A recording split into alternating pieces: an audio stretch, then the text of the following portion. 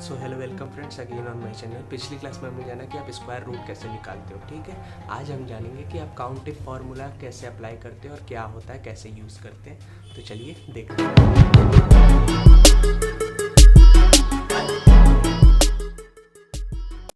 तो चलिए अब हम आज देखेंगे कि काउंटिव फार्मूला कैसे लगता है, ठीक है, और क्या यूज़ होता है। ठीक है, तो काउंटिव फार्मूला पहले हम ये जान लेते हैं कि काउंटिव फार्मूला जैसे वहाँ पे यूज़ होगा। जैसे कि अगर आपको कहा गया है कि पहली चीज़ तो मैं ये बता देना चाहता हूँ कि जो काउंट फार्मूला था वो मैंने फार्मूला की सबसे पहली क्लास में ही बताया, उसे आप देख लीजिएगा, ठीक है।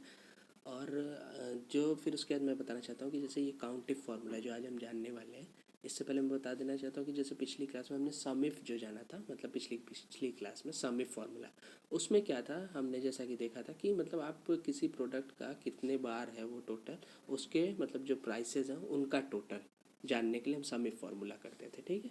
लेकिन आज जो है काउंटिव फार्मूला, मान लीजिए कि अगर कह दिया गया, वो तो मान लीजिए वो प्रोडक्ट्स का टोटल हो गया कि कितना वो हुआ, ठीक है, टोटल सेल कितना हुआ मान लीजिए, ठीक है। पर अगर कह दिया गया कि वो प्रोडक्ट कितने बार सेल हुआ, ठीक है, तो वो जानने के लिए हम क्या करेंगे, काउंटिव फार्मूला लगाएंगे, ठीक है। तो जैसे हम पहले फार्मूला टाइप्स में जाते हैं, ठीक है, फिर उसके बाद ये स्टैटिस्टिक्स का हिस्सा है, इसलिए स्टैटिस्टिकल में आएंगे, ठीक है। फिर नीचे तो ये देखिए काउंटिव फार्मूला, ठीक है, इस पर आप टाइप करेंगे। तो पहले हम देखते हैं क्या क्या मांग रहा है, रेंज मांग रहा है, ठीक है। तो रेंज में हम वो चीज़ डालेंगे, जैसे हमें जानना है कि मान लीजिए ये प्रोडक्ट कितने बार सेल हुआ है, ठीक है।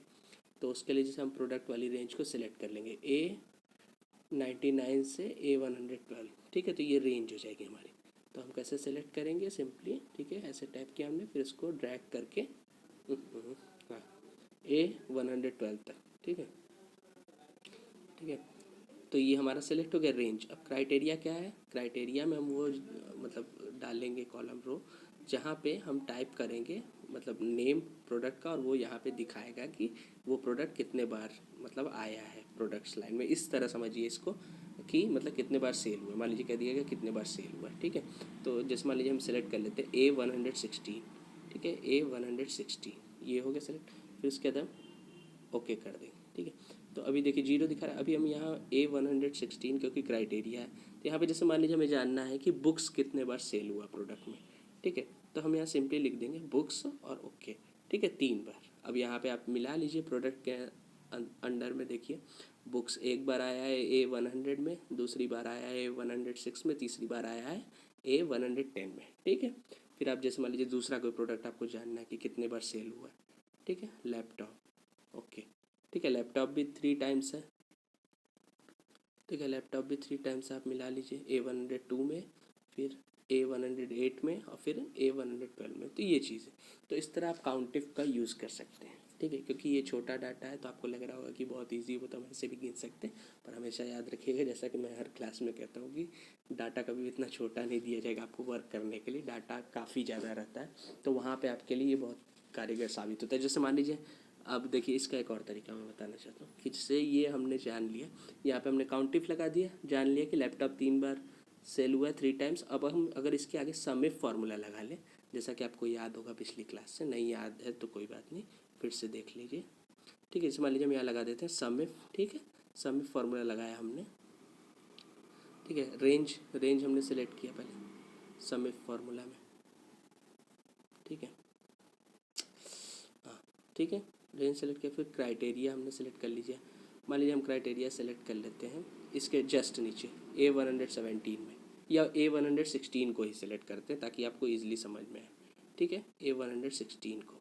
फिर उसके सम रेंज में हम क्या सेलेक्ट कर लेंगे, ठीक है, सिंपली अब यहाँ से ड्रैग करके, ठीक है, A112 हम इसको ऊपर कर देते हैं।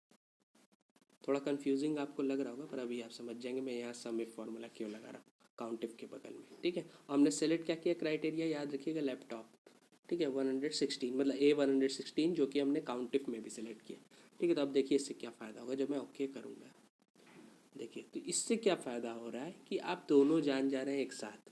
जैसे यहाँ पे देखिएगा, अब ये चीज़ देखिएगा कि मान लीजिए हम यहाँ बुक्स टाइप करते हैं, ठीक है, ओके। तो अब देखिए इससे क्या फ़ायदा हो रहा है कि आपको ये भी पता चल गया, यहाँ पे आप हेडिंग दे दीजिएगा ताकि ईजिली आपको मतलब पता चलता रहे ठीक है। जैसे अब इससे क्या हो रहा है, काउंटिव फार्मूला और सम इफ फार्मूला का एक साथ यूज़ करने से और दोनों का क्राइटेरिया एक ही जगह रखने से कि जब हम यहाँ पे कोई भी चीज़ टाइप कर रहे हैं, जैसे हमने बुक्स प्रोडक्ट टाइप किया, तो इससे क्या फ़ायदा हुआ कि हमें ये भी पता चल गया सेकंड कॉलम में कि कितने टाइम ये प्रोडक्ट सेल हुआ है, मतलब कितने बार सेल हुआ है, और उसका टोटल प्राइस कितना, मतलब कितना टोटल अमाउंट हमारा सेल हो रहा है। ठीक है। अब जैसे मान लीजिए दूसरा कोई डाल के देख लेते हैं, मान लीजिए पेन हमने डाल, ठीक है। आइए देखिए यहाँ पे, तो ये चीज़ है 2 टाइम्स सेल हो रहा है और 7,751 टोटल सेल हुआ पेन। ठीक है। फिर उसके बाद मान लीजिए हम पीसी डाल लेते हैं, ठीक है, पीसी। फिर हमने ओके किया, देखिए ये बता दिया कि 3 टाइम्स सेल हुआ। ऊपर आप मैच करा सकते हैं इजीली, ठीक है। पीसी 3 टाइम्स सेल हुआ और टोटल कितना अमाउंट सेल हुआ है, 67,000, अरे 6,76,000। ठीक है। तो ये होता है काउंटिव फार्मूला। ठीक है। काउंटिव फार्मूला हम सीख रहे थे, पर मैंने सम इफ का फार्मूला इसलिए लगाया साथ में ताकि आप ये समझ सको कि ईजिली आप कैसे दोनों को यूज़ करके आप ये जान सकते हो। मान लीजिए आपके बॉस ने कहा कि मुझे ये बताओ कि कितना टोटल प्रोडक्ट सेल हुआ, मतलब जो प्रोडक्ट सेल हुआ है वो कितने टाइम सेल हुआ, ठीक है।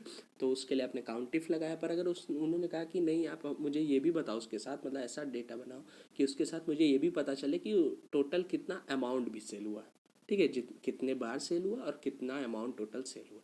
तो यहाँ पे आपका दोनों फार्मूला आप एक साथ, मतलब साथ में यूज़ करके दोनों को कंबाइन करके इस तरह से एक परफेक्ट डाटा बना सकते हैं। तो ये मेरा मेन मकसद इसलिए था, मैंने सम इफ जानबूझ के इसमें बताया काउंटिव के साथ, ताकि आपको एकदम क्लियर हो जाए, ठीक है। पर हमारा मेन फोकस है काउंटिव, इसलिए अब हम सम इफ को हटा देते। मैं ये एज एग्जांपल बता रहा था कि आप एक्सेल के कई फार्मूला को यूज़ करके कैसे एक मतलब परफेक्ट आप कम्बिनेशन बना सकते हो, ठीक है। मैं बस ये बताना चाह रहा था, बाकी आपके ऊपर है। आप मतलब इससे क्या है कि आप ये समझ सको कि जितना भी मैंने फार्मूला बताया है अलग अलग, उन सबको आप कंबाइन करके कैसे अपने मतलब का डाटा बना सकते हैं एक्सेल में, इसलिए ये मेरा मकसद है, इसलिए मैंने बताया। फिलहाल हम काउंटिव पे ही ध्यान देते हैं, ठीक है।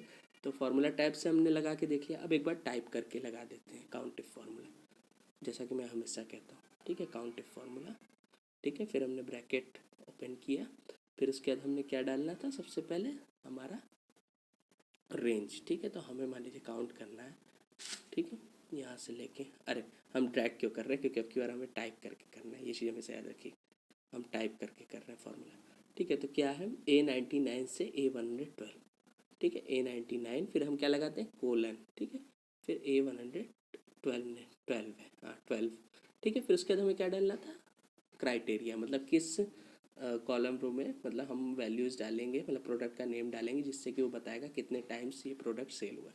तो हम A116 को ले लेते हैं, ठीक है। या चलिए मान लीजिए किसी और को ले लेते हैं, कोई ज़रूरत नहीं है, ज़रूरी नहीं कि आप उसी को लीजिए, ठीक है। ये आपको कंफर्म होना चाहिए कि आप किसी भी उसमें लगा सकते हो फार्मूला, ऐसा कोई ज़रूरी नहीं होता है, ठीक है। मान लीजिए A115 ले लिया हमने, ठीक है। फिर ब्रैकेट क्लोज सिंपली, फिर ओके कर देंगे। यहाँ 0 दिखा रहा है, A115 में आके जिसको आपने क्राइटेरिया के रूप में सेलेक्ट किया वहाँ पे आप आके डालेंगे, मान लीजिए पेंसिल, मान लीजिए हमने पेंसिल लिख दी, फिर ओके किया, बता दिया कि 2 टाइम ये प्रोडक्ट सेल हुआ है, 2 टाइम्स, ठीक है। तो ये चीज़ है, हमारा काउंटिव फार्मूला का ये यूज़ होता है। और मैंने जैसा कि दिखाया, आप दोनों को कंबाइन करके कैसे एक परफेक्ट अपने मतलब की चीज़ निकाल सकते हो डाटा में से, ठीक है। तो ये चीज़ होती है, आप तो सब फार्मूला पे ध्यान दीजिए। वैसे इस क्लास का मेन मकसद काउंटिव फार्मूला था समझाना, जो कि आई होप आप समझ गए होंगे, पर मैंने उसके साथ वो भी दिखाया ताकि आप समझ सको कि कैसे आप कंबाइन कर सकते हो सारे फार्मूलाज को डिफरेंटली एक्सेल के और अपने मतलब की चीज़ें निकाल सकते हो, ठीक है। तो आई होप कि आपको क्लास अच्छी लगी होगी और ज़्यादा से ज़्यादा ट्राई करिए, ठीक है। फिर मिलते हैं अगली क्लास में। सो आई होप आपको वीडियो अच्छा लगा होगा, अगर अच्छा लगा हो तो लाइक शेयर और सब्सक्राइब करना ना भूलें। Signing off, piece.